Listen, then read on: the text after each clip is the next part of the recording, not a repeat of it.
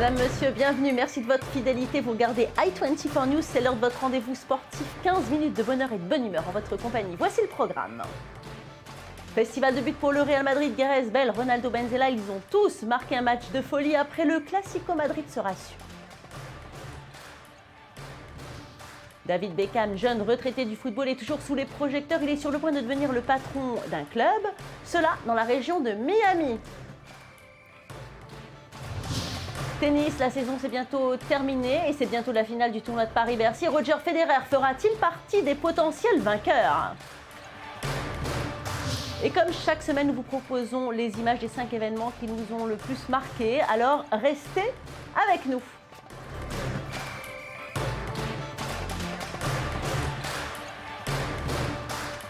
Et commençons cette émission par du football. Le Real Madrid a reçu au Santiago Bernabéu le FC Séville 4 jours après sa défaite contre le Barça. Les Madrilènes avaient besoin d'une victoire pour se rassurer et se remonter le moral. Eh bien, ils ont été servis. Un véritable festival de buts a été offert aux spectateurs. Croyez-moi, ils en ont eu pour leur argent. Regardez les images. 12e minute de jeu, le Real part en compte. Benzema sert Gareth Bale dans la surface. Le Gallois a contrôlé, expédie son plat du pied en pleine lucarne. C'est superbe. Gros ouf de soulagement pour le joueur qui commençait à être très contesté. Et rebelote, 26e minute, coup franc. Bale s'en charge. Le mur dévie la frappe et le gardien est pris à contre-pied. Un très beau doublé.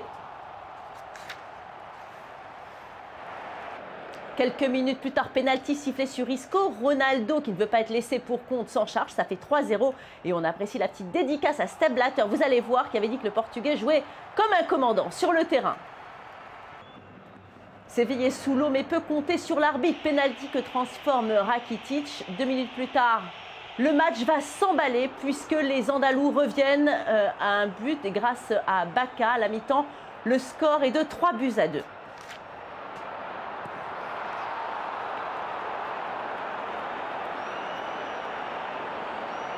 Bale, Ronaldo et maintenant Benzema qui se joint à la fête. Il inscrit un but en toute tranquillité sur une passe de Bale, justement. 4-2. Puis maintenant 5-2. Bale s'échappe sur le côté droit. Puis centre pour Ronaldo. Double passe décisive pour le Gallois et doublé pour Ronaldo. Les Sévillans qui continuent d'attaquer. Perotti percute sur la droite et sert Katic qui, du gauche, marque un but absolument magnifique.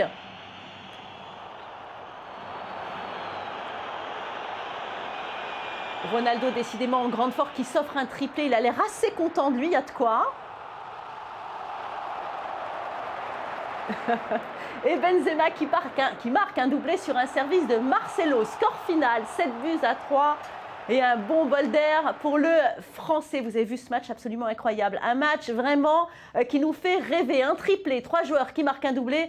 Passionnant. On reste à Madrid où Diego Costa a du souci à refaire. Pour rappel, il a choisi de jouer avec la sélection nationale espagnole plutôt que la brésilienne. Cette décision a été très mal prise, vous vous en doutez, au Brésil, son pays natal. Selon O Globo, organe de presse local, José Marín, le président de la Fédération de football brésilienne, aurait demandé au ministère de la Justice d'annuler la citoyenneté brésilienne de Costa. Le joueur, devant tant de réactions, a tenu à expliquer les raisons de son choix. Je propose de l'écouter. Ça a été une décision compliquée pour moi parce que cela implique de choisir entre le pays qui m'a vu naître et le pays qui m'a tout donné, l'Espagne. J'ai tout analysé et la bonne décision pour moi était de choisir l'Espagne. Tout ce que j'ai reçu dans ma vie, c'est ce pays qui me l'a donné. J'ai beaucoup de tendresse pour l'Espagne. Ici, je me sens valorisé pour ce que je fais. Je ressens l'amour des gens. Je veux que l'on comprenne que je n'ai jamais renoncé au Brésil. Je ne vois pas les choses comme ça, je ne pense pas comme ça, je ne mens pas. C'est juste qu'en Espagne, je me sens important. J'y ai fait toute ma carrière, j'y ai tout accompli. Je dois tout à ce pays. C'est une décision réfléchie et je ne pense surtout pas que c'est une insulte. J'ai de la famille au Brésil, c'est le pays où je suis né. Et c'est là, si Dieu veut, que je vivrai à la fin de ma carrière. Je me répète, c'est une décision très réfléchie. J'espère que les gens la comprendront et la respecteront parce que ça n'a pas été facile. Allez, on reste en football, mais on part en Allemagne. C'est l'un des entraîneurs les plus en vue du moment, Jürgen Klopp, entraîneur de Dortmund, qui vient d'étendre son contrat qui le lie avec les Noirs et Jaunes jusqu'en 2018. Annoncé cet été partant pour la Première Ligue, l'Allemand a fait taire les rumeurs. Il est l'un des principaux artisans des récents succès du Borussia Dortmund, 2 championnats, une coupe et 2 supercoupes d'Allemagne et surtout une finale en Ligue des Champions perdue face au grand rival, le Bayern de Munich, l'année dernière. Et vous allez le voir, il est très heureux de continuer l'aventure avec son club. Tout d'abord, j'espère que beaucoup de supporters vont avoir le sourire aux lèvres en apprenant la nouvelle. C'est une belle journée pour mes assistants et moi-même. Nous avons toujours apprécié de travailler pour ce club pendant ces 2 dernières années et nous sommes très contents de continuer l'aventure. Et nous sommes très fiers de la confiance que l'on nous donne et que l'on nous accorde depuis longtemps. Cela fait longtemps que nous sommes ici et c'est un fait rare dans le football aujourd'hui. Oui, je pense que c'est une bonne décision pour nous et pour le club, parce que la continuité dans ce sport est à la fois rare et à la fois importante.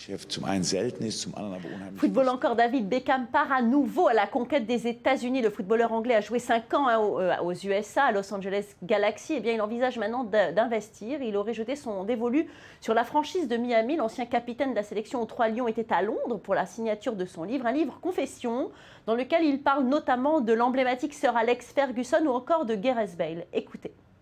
I'm not upset at all about anything. I'm excited about my book coming out. Obviously I wish. Ça ne me dérange pas du tout. Je me préoccupe plus de mon livre qui sort prochainement. Bien sûr, je souhaite à Sir Alex Ferguson beaucoup de réussite avec le sien. Vous savez, il a eu une carrière extraordinaire. Tous les entraîneurs espèrent un jour pouvoir réussir ce qu'il a accompli. Je lui dois beaucoup. C'est lui qui m'a fait rentrer à Manchester United et il m'a transformé en joueur qui a gagné 19 trophées, qui a joué 115 fois pour la sélection nationale d'Angleterre et qui en a été même le capitaine.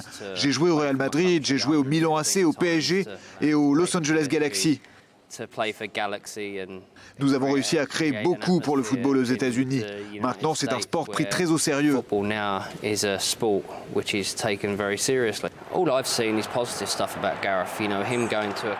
ce que j'ai vu à propos de Gareth Bale est positif. Il joue au Real Madrid, c'est toujours un défi pour n'importe quel joueur. Mais je sais aussi qu'il est très apprécié en tant que personne. Pour être honnête, je pense qu'il va continuer à grandir et à s'améliorer. Bonne chance à lui, il fait partie d'un des meilleurs clubs du monde. Passons au tennis avec le tournoi de Paris. Ce tournoi est extrêmement important pour le maestro suisse Roger Federer. C'est sa dernière chance pour participer au Master de Londres. Il n'a pas manqué l'occasion. Ça a été dur face au Sud-Africain Kevin Anderson. Mais il s'impose en 2-7, 6-4, 6-4. Federer affrontera au prochain tour Felix Klosch-Schreiber. L'Allemand s'est débarrassé de son compatriote Tommy Haas. On sent le soulagement sur le visage du Suisse.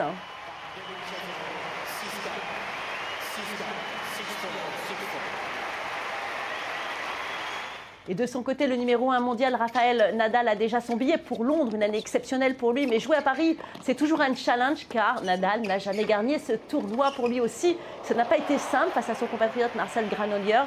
Mais Nadal a réussi à conserver ses services et un break dans chaque set. Ça a suffi pour la victoire en 2-7, 7-5, 7-5. Prochain match, Nadal affrontera Jerzy Janowicz, le Polonais.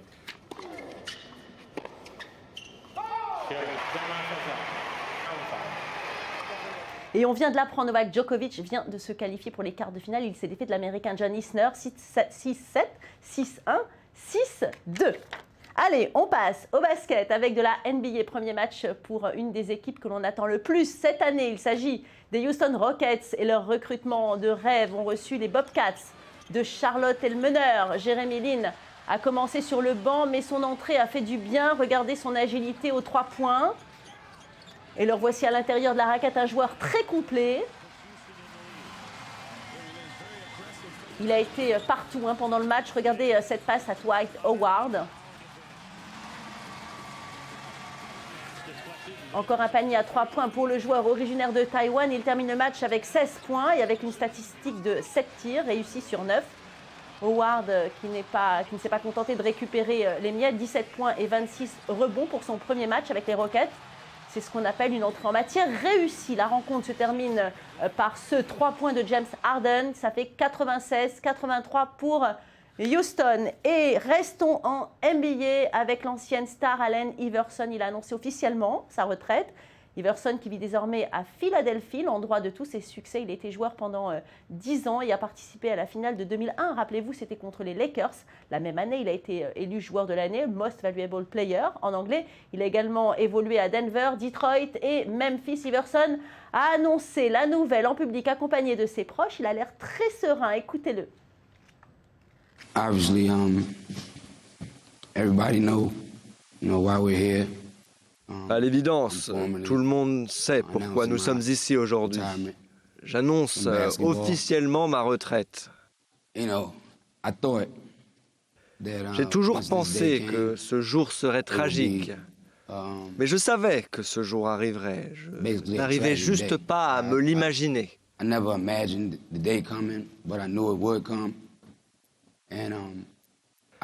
Mais je suis fier et content de dire que je suis heureux de prendre cette décision et que je me sens bien. J'ai un très bon état d'esprit. Et on reste aux États-Unis pour les World Series, la finale du championnat de baseball, 6e manche entre les Red Sox et Boston et les St. Louis Cardinals. Avant ce match, les Red Sox mènent 3-2, une victoire et ils sont champions.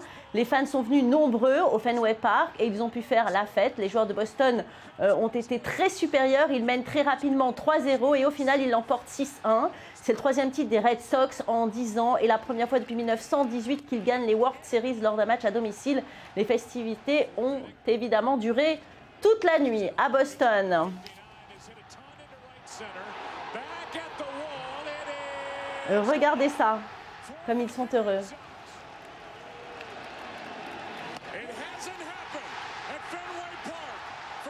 Voilà, et maintenant, c'est l'heure de notre top 5 de la semaine, les performances les plus folles, des images incroyables, des sensations fortes. C'est pour vous. Regardez ça. Notre numéro 5 va pour George Lorenzo. Le champion en titre n'en démord pas. Il ne laissera pas Marc Marquez l'emporter facilement. Il gagne le Grand Prix du Japon, l'avant-dernier de la saison. Il n'est plus qu'à 13 points. La victoire finale se jouera à Valence sur le circuit de Cheste.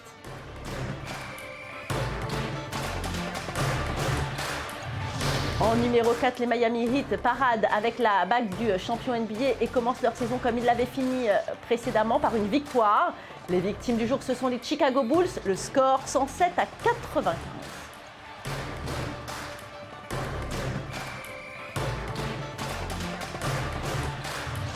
Et notre numéro 3, c'est pour lui, le courageux surfeur Carlos Bourlet. Le Brésilien surfe sur une vague de près de 30 mètres. C'était en pleine tempête au large des côtes portugaises. Et il va sauver une jeune femme qui voulait l'imiter. La pauvre s'est cassé la cheville, il lui sauve la vie. Un véritable héros.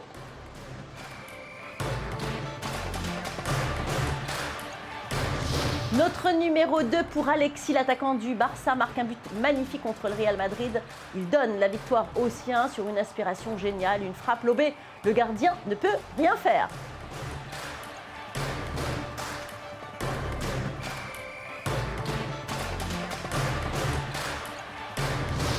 Notre Palme d'Or, le champion hors catégorie C, bien Sébastien Vettel, allemand, remporte le Grand Prix d'un des biens quadruples champions du monde.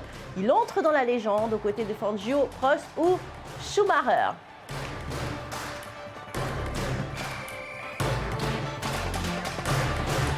Et on finit notre top 5 avec un pilote de Formule 1 et nous le finissons avec un autre pilote. Après le Grand Prix d'Inde, Lewis Hamilton a pris le temps d'aller visiter une école à Calcutta. Le champion du monde 2008 est l'ambassadeur de l'association Save the Children, une œuvre de charité qui s'occupe de près de 51 millions d'enfants à travers le monde qui ne sont pas scolarisés. Il a également rendu visite à des enfants qui vivent dans les rues. C'est très touchant.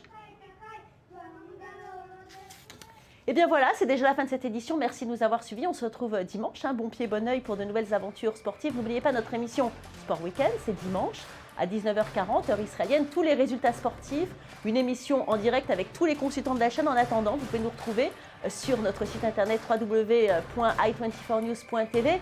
Restez avec nous, l'info continue sur i24news. Merci d'avoir choisi notre chaîne.